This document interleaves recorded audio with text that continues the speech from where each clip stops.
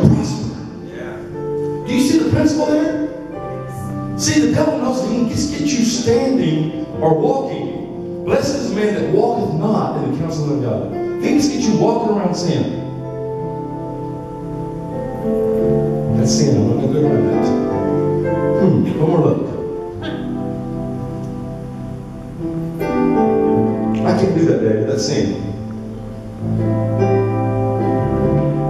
Blessed is the man that walketh not in the counsel. You know the devil knows? You walk around like that and all of a sudden you're standing. I'm still not going to do that. That's sin.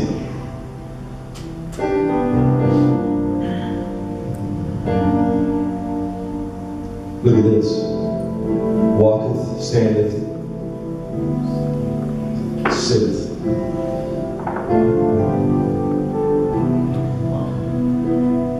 That's what Samson did. He walked around it. See, I'm Samson. I killed 1,000 guys. I'm bad. I'm bad. He was so strong, but he was so weak.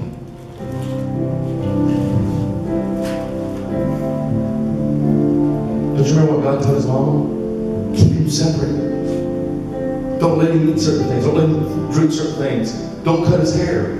He's separated. Church, can I tell you this morning that God has separated you and me? That's right. We should not look like the world. We should have a life because we've been designed to be noticed. Yeah. But sometimes our design to be noticed and people notice that we're nothing different than the world. I don't want people to look at my life and say, hey, you ain't no different than anybody else out there that's living for the devil. I want people to look at my life and say, my God, he's got something that I want. He's got something inside of him that I want. He's got a power.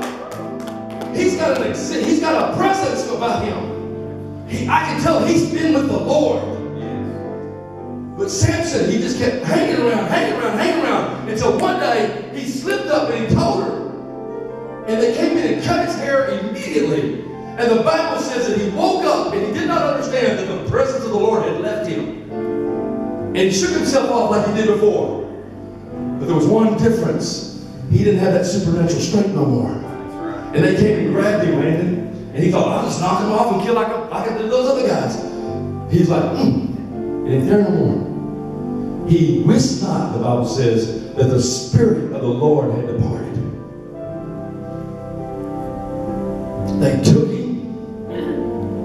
They put chains around him. They poked out his eyes. They blinded him. And they stuck him to a millstone to grind wheat like a common ox or beast. All day long, he'd just be going around in a circle. Here, this champion, this man that was designed to be noticed, he's like a dog. Stay with me. But thank God the story don't end there. They had this big party where they were going to show off this trophy, this prize trophy that they had gotten, named Samson. Remember Samson? Remember back in his glory days? Remember what he did? Remember the exploits of Samson? Well, look at him now. He ain't nothing. Because our God's powerful. His God's nothing. But what they didn't realize, and what they didn't pay attention to, that hair began to grow again. Come on, somebody. That hair began to grow. See, let me tell you something. You'll either humble yourself or God will allow you to be humbled.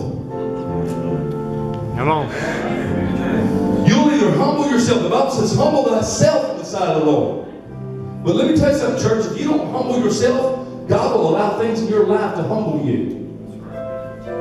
And He knows exactly how to humble you. He knows exactly how to humble me. And He humbled Samson. Sometimes God has to allow us to get to the pit before we'll look up and say, God. They brought him in there as a mockery. You see, their God was called Dagon. He was the great god of the Philistines. They brought him into this place where there were thousands of drunkards and whoremongers, and they were having orgies, and You know, because that's what the devil, you know, anything goes. Feels good, do it. But they made a mistake, 2 mistakes. One, they forgot. They didn't pay attention to his hair growing back. And number 2, they put him by the pillars that were holding up the whole building. And Samson bowed his head. He was blind.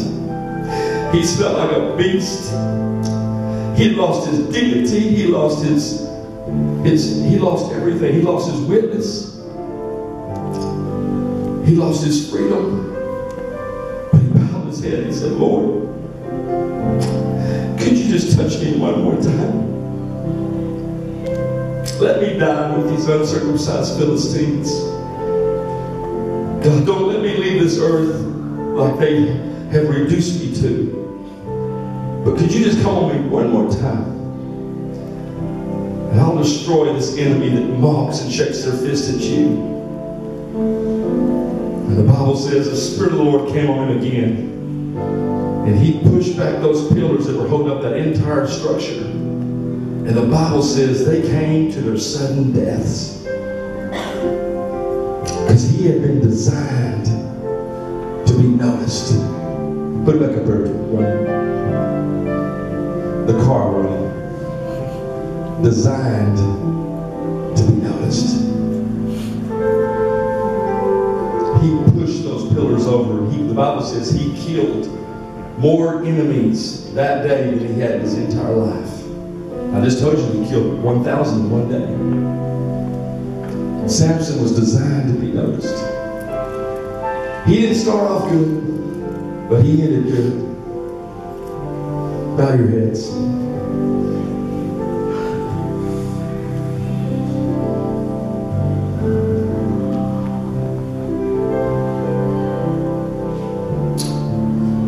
Listen to me. You're here today. This message has gone right through your heart. It's pierced you. You know that God has designed you for a higher purpose than what you've been living. You may have sin in your life. You might be backslidden. The good news is you're at the right place. You're at the place of mercy and grace. If that's you, I want you to slip up your hand and just say, Pastor, would you pray for me? Yes, yes. Anybody else? Come on. Yes, yes, yes, yes. Come on. Respond to the anointing. Pastor, I don't want to live my life no more like this. I've been under where I should be. I've been designed for a higher purpose. I've been designed to be noticed. But the notice that I've been getting has not been of the Lord. Put your hand up, come on. Yes, yes.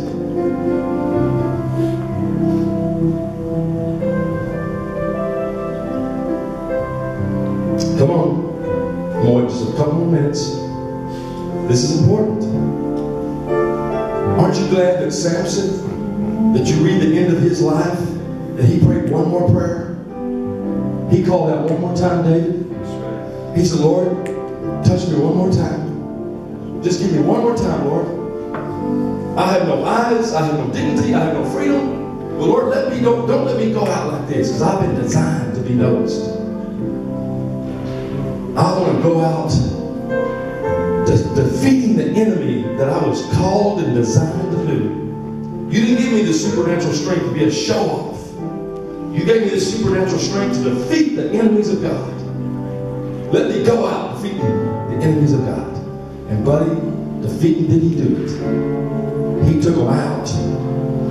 All them mockers, all them liars, all them whoremongers, they all met their fate that night because a man said, Lord, touch me one more time. One more time. Anybody else? You say, Pastor, I will be included in this prayer.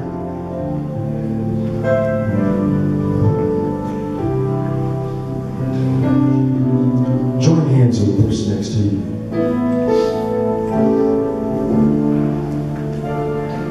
Join hands just across the aisle. I will pray for you. Father,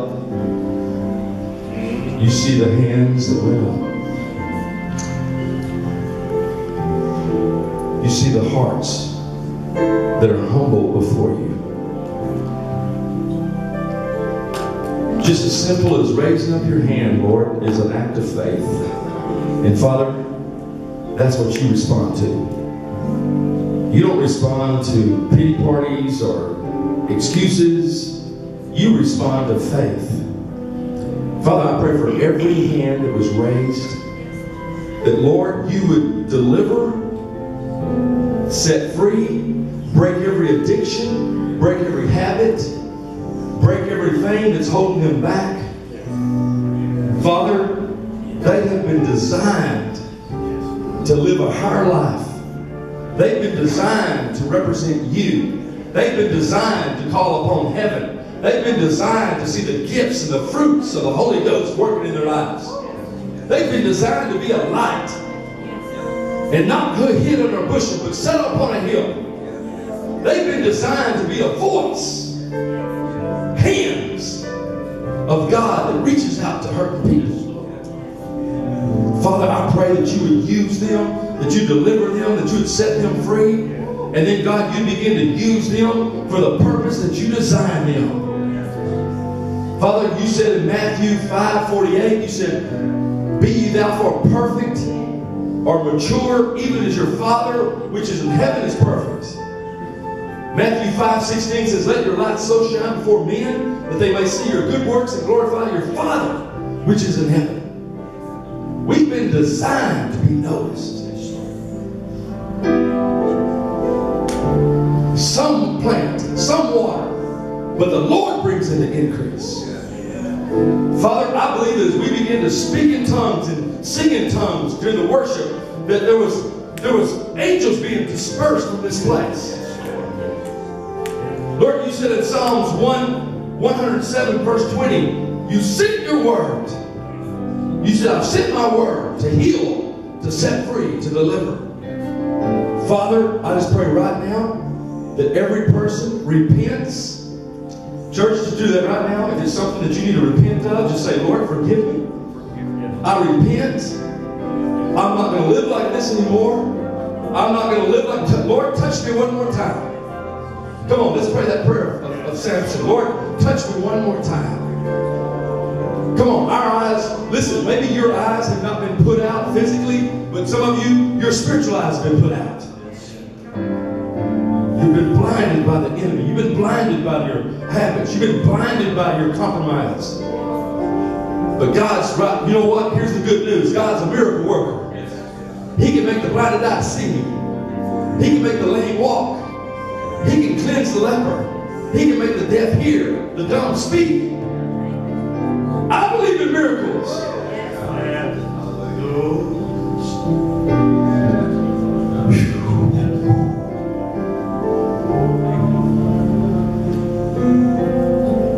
We pray all these things in Jesus' name. Amen. Now listen to me. We're going to close, but listen. You have been designed to be noticed. We're going to take communion and we're going to be dismissed. But listen, ushers, get ready. Listen to me while the ushers are coming. I talked to a couple this morning at church. You know what they said to me? Actually, it was a husband. The wife wasn't here. But he'd been talking to his wife. And he said, you know what, Pastor? He said, we got to start being a witness again. We got to start telling people about Jesus. Listen, how many here this morning that you know people in your neighborhood, your family, your work, wherever that are lost and do not know Jesus Christ? Raise your hand. Who's telling them? Are you telling them? Or are you a secret agent for Jesus? Jesus doesn't need no secret agents. He needs some bold, big mouth people like me, Sandra, like you. That's what I love about Sandra Sessions. She's got one of them big voices. I love to hear her even speak. And you know what? Let me tell you something about that woman. Every time I hear that woman talk, it's always something about God. It's always something positive. Put your hand on your mouth right now. Say, Father, use this mouth to be a witness to you, to be a witness for you, to be a light to this dark world. Use this mouth to tell people about Jesus Christ and the cross and the blood. And if they don't have to burn in hell, but they can go to a place called heaven.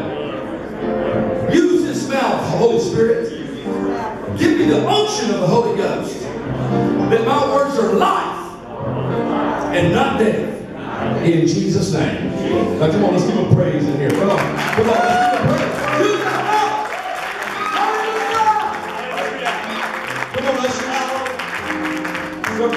ushers. We're going to take communion and we're going to be dismissed. Hey, it is only 12:03. It's early yet. Come on, we're going to take the communion and then we're going to be dismissed. We love you. But listen, next week, when you come next week, bring somebody with you. Somebody that you're using your mouth to talk to about Jesus Christ. David, you know what we need in this church? We need some more Pete Burrises. Remember Pete Burris? Yeah. If you didn't know Pete Burris, how many remember Pete Burris? Pete Burris carried a stack of index cards with people